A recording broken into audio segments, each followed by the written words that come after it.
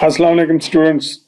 आज हम kingdoms of life जो डिफरेंट ऑर्गेनिज्म हैं उनको डिफरेंट किंगडम्स में जो डिवाइड किया गया है वो किस तरह से और कौन सी बेसिस हैं उसकी हमने कहा था कि जो सबसे बड़ी डिवीजन है लिविंग ऑर्गेनिज्म डोमेन है, उसके बाद किंगडम्स हैं, उसके बाद फिर जो है वो फाइलम क्लासेस और ऑनवर्ड है।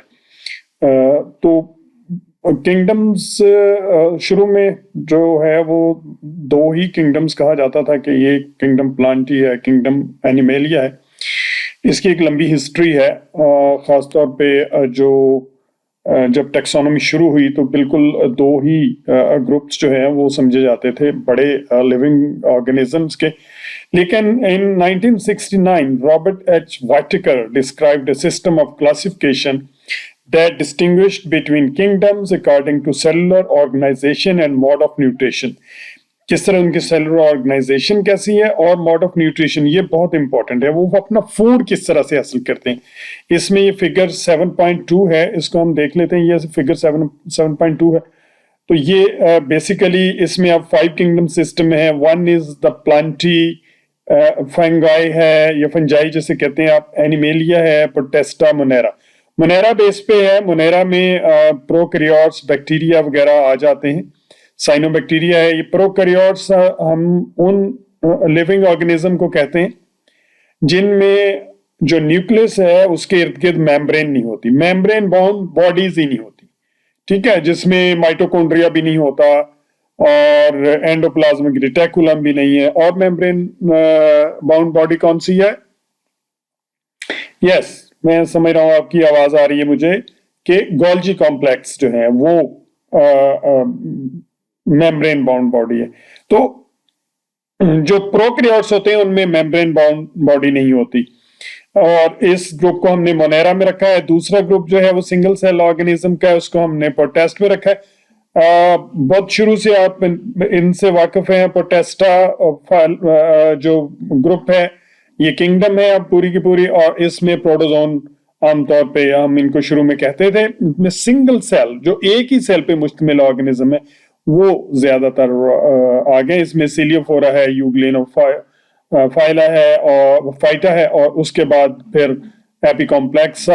ये मुख्तलिफ किस्म के, अमीबा का नाम आपने सुना होगा, यूग्लिना का नाम आपने सुना होगा, पैरामीशियम का नाम आपने सुना होगा।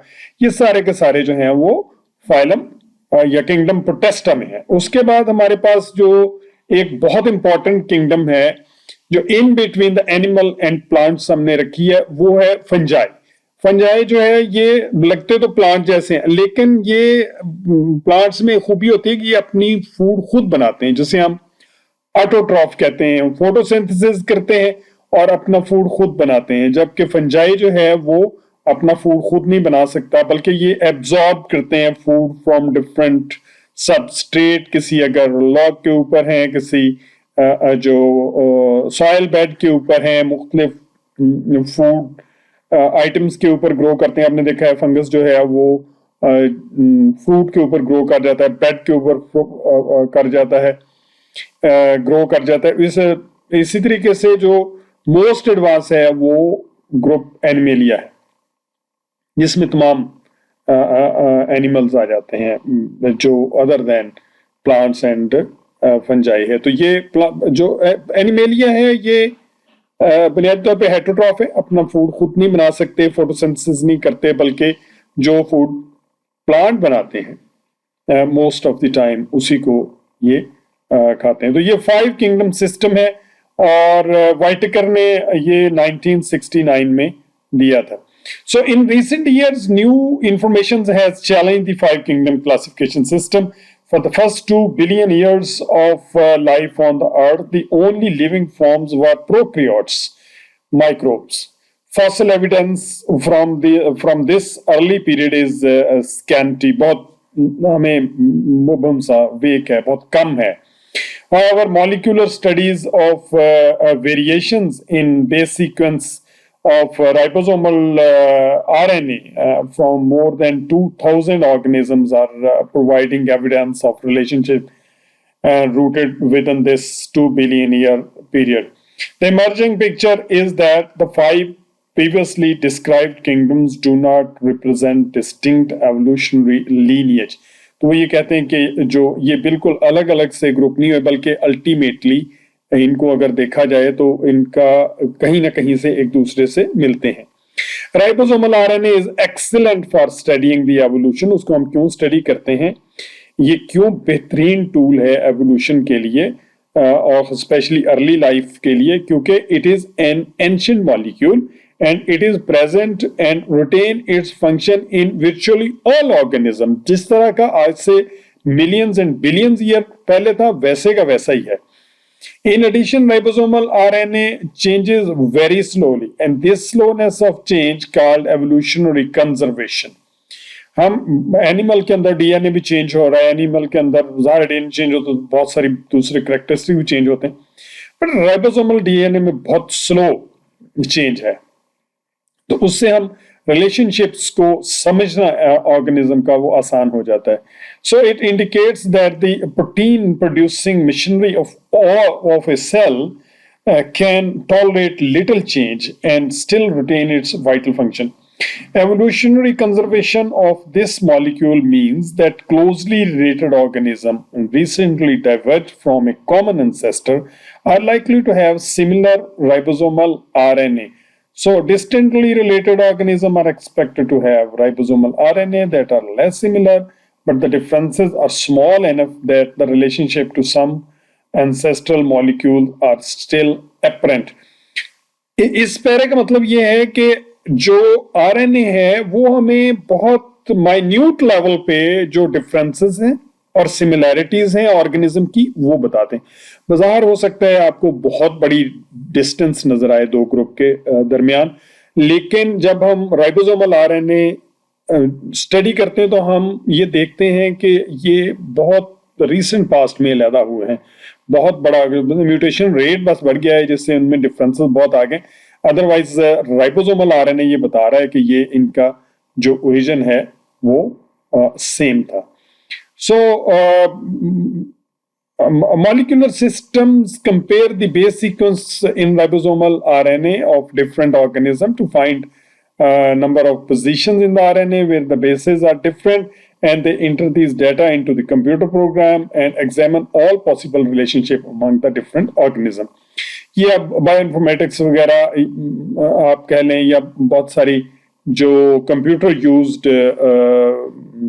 मॉड्यूल हैं वो यूज होते हैं ताकि हम उसको इन जो रिलेशनशिप है मुख्तलिफ ऑर्गेनिजम्स के अंदर उसको देख सकें बहुत precisely and with accuracy.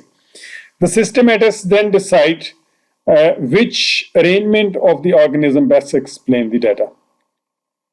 Studies of ribosomal RNA have led systematists to the conclusion that all life shares a common ancestor and that there are 3 major evolutionary lineages। अब उन्होंने 3 बड़ी lineages बना दी हैं। One is the archaea, they are the prokaryote microbes that live in extreme environments such as high temperature, rift valleys and the ocean floors and the high salt and acidic environment। ये वो environment है जो बिल्कुल early life जब develop हुई है, जब जमीन जो है वो अभी अपनी शेप एंड फॉर्म ले रही थी और अभी उसके अंदर बहुत सारे केमिकल रिएक्शंस हो रहे थे, उस वक्त उसका एनवायरनमेंट था, तो वहां जो लाइफ डेवलप हुई वो आर्किया थी और वो मोस्टली प्रोकैरियोट्स थे। उसके बाद यू बैक्टीरिया डेवलप हुए, are true bacteria and are prokaryote microorganism, ये भी माइक्रो ऑर्गेनिजम्स हैं और ट्रू बैक्टीरिया है। ट्रू बैक्टीरिया से मुराद है जो बैक्टीरिया आजकल हमारे पास पाए जाते हैं और जिनमें जो कैरेक्टरिस्टिक्स हैं वो काफी डेवलप हो गया, बट न्यूक्लियस जो है वो मेम्ब्रेनस न्यूक्लियस नहीं है और मेम्ब्रेनस बॉडीज अभी उनमें डेवलप नहीं हुई। उसके बाद जो प्रॉपर तीसरा ग्रुप डेवलप हुआ है या तीसरी लीनिएज है उसे हम यूकैरिया कहते हैं। कैरियन जहां भी कहते हैं उसका मतलब स्टूडेंट्स होता है न्यूक्लियस, ठीक है। यू का मतलब true, so these are organism which are having true nucleus, ठीक है। इनके अंदर जो न्यूक्लियस है, ट्रू न्यूक्लियस हमारी मुराद क्या है, मेम्ब्रेन बाउंड न्यूक्लियस जिसके अंदर डीएनए है, ठीक है, और उसके अंदर मेम्ब्रेन बाउंड बॉडीज दूसरी भी यूकैरिया के अंदर, जैसे हमने कहा गोल्जी कॉम्प्लेक्स डेवलप हुए, जैसे हमने कहा माइटोकॉन्ड्रिया डेवलप हुए, जैसे हमने कहा कि एंडोप्लाज्मिक रेटिकुलम डेवलप हुआ। तो Eukarya arouse about 1.5 billion, 1 billion जो है वो 1 अरब साल पुराना होता है, तो ये तकरीबन 1.5 अरब साल पहले ये डेवलप हुए। And the photosynthetic accumulation of oxygen in the atmosphere probably resulted in the production of ozone, which shielded the planet from the deadly ultraviolet lights. And the eukarya then underwent a late but rapid evolutionary diversification into the modern lineages of protist, fungi, plants, and animals. So ये कहते हैं कि Eukarya से जो है वो आगे develop हुई, तो उससे पहले archaea and you bacteria 2 group थे, ठीक है। सो ये एक अलग डिस्कशन है, वो it's slightly on more minor level के, वो ये कहते हैं कि आप सीधा सी नहीं कह सकते कि जी 5 सिस्टम है, ये मोनेरा है, ये प्रोटेस्ट है। उससे पहले जो माइक्रोब्स थे वो आर्किया जो हमारे पास ब्रॉडेस्ट आप समझ लें कि एक डोमेन है या वो हमारे पास है जहां से ये डेवलप हुआ। सो डाइवर्सिफिकेशन वहां से डेवलप हुई और वहां से फिर लाइफ जो है वो उसने अपनी शेप लेना शुरू की। Many biologists find the relatively close relationship of all eukaryotic organisms depicted in this taxonomic scheme strange and unsettling। कुछ जी कहते हैं कि ये इतना आसान नहीं है इसको हम कि जी बहुत सादा तरीके से हम कहते हैं कि जी ए से बी डेवलप हुआ, बी से सी, सी से D. So relationship depicted in figure 7.2 not only are new but also are based on cellular characteristics rather than the whole organism characteristics that a taxonomist traditionally use. As a result, many questions remains to be answered before zoologists accept the system of higher taxonomy. One of these questions involve how to deal with the eukaryotic kingdom lineage. Should the animalia, fungi, and plants still be considered kingdom? Most zoologists would answer yes. If so, molecular studies indicate that the separate protist lineages shown in figure 7.2b should also be elevated to the kingdom status. अब ये 7.2b हम उसको पहले देख लें, और ये हमारे पास ये 7.2b फिगर है और इसमें यू बैक्टीरिया है, ठीक है, आर्किया है और यूकेरिया है, जिसमें डिप्लोमोनेडस है, उसके बाद फ्लैजिलेट्स हैं, और उसके बाद सीलिएट्स हैं, और उसका फंजाई है, प्लांट्स है, एनिमेलिया। वो ये कहते हैं कि जो ये डिविजन्स हैं जिसमें डिप्लोमोनेड्स हैं और उसके बाद फ्लैजिलेट्स हैं, उसके बाद सीलिएट्स हैं, तो इनको बजाय इसके कि इनको एक ही ग्रुप में हमने रख दिया प्रोटेस्टा में, इनको अलग अलग किंगडम में रखना चाहिए, अलग अलग किंगडम में रखना। तो किंगडम की जो तादाद, वो इनके जो कैरेक्टरिस्टिक वो इतनी डाइवर्सिफाइड है, वो उनको एक किंगडम लेवल देते हैं। ये कुछ ग्रुप्स का ख्याल है, ठीक है। Questions such as this make systematics a lively and challenging field of study, and further addition of this text will almost certainly contain taxonomic revisions that center around the relationship between the eukarya। ये जो discussion है चलती रहेगी आगे भी। आप जब आगे एनिमल सिस्टमैटिक्स पढ़ेंगे तो आप इसको देखेंगे। ये बहुत शॉर्टली हम इसको देखेंगे। You can say complex science arbitrary है। सबसे बड़ी बात यह है कि जो टेक्सोनॉमी एंड सिस्टमैटिक आर्बिट्रेरी का मतलब ये होता है कि इसमें जो साइंटिस्ट हैं वो अपना ख्याल पेश कर सकते हैं, भाई ऐसे हो सकता है। जो साइंस का एक तरीकाकार है कि पेट रूल्स एंड रेगुलेशंस होते हैं, यहाँ पर थोड़ी सी फ्लेक्सिबिलिटी है। उसकी वजह यह है कि हम एक ऐसी चीज के साथ डील कर रहे हैं जो गुजर चुकी है। लाइफ के बारे में हम प्रेडिक्ट करते हैं, रादर हम गैस करते हैं कि इस तरह की होगी उस वक्त in the primitive millions and billions years back, तो उसमें थोड़ी सी डिबेट जो है वो हो सकती है। इसलिए इसमें स्टूडेंट घबराने की बात नहीं है कि भाई कुछ साइंटिस्ट कुछ कह रहे हैं कुछ कैच कह रहे हैं, तो it's basically discussion. This text is primarily devoted to the animals, और उसके बाद फिर हम जो नेक्स्ट चैप्टर्स हैं उनके अंदर जो है वो, चूंकि हम जोलॉजी पढ़ रहे हैं तो प्लांट्स के बारे में हम कम पढ़ेंगे, ज्यादातर हम एनिमल्स के बारे में ही पढ़ेंगे और उन्हीं के सिस्टम्स को देखेंगे कि किस तरह से जो डिफरेंट ग्रुप्स हैं वो डेवलप होते हैं। और सो ये कुछ 5 किंगडम सिस्टम के बारे में तो आप लोगों ने जो याद करना है वो ये है कि एक तो ये वाइटल का 5 किंगडम सिस्टम याद कर लें, इनके पांचों के नाम याद करने हैं। ये एक जो छोटी सी हमने डिस्कशन की कि कुछ क्वेश्चंस हैं, कुछ ये कहते हैं कि जो प्रोटेस्ट हैं उनके अंदर ग्रुप्स जो हैं वो इतने डाइवर्सिफाइड हैं कि वो उसमें फिर उनको भी किंगडम सिस्टम में आना चाहिए। उसके बाद हमारे पास डोमेन्स 3 है, आर्किया है, यूबैक्टीरिया एंड यूकेरिया है। ये हायर लेवल है किंगडम से, और कुछ लोग जो है वो कहते हैं कि यहाँ से हमें शुरू करना चाहिए।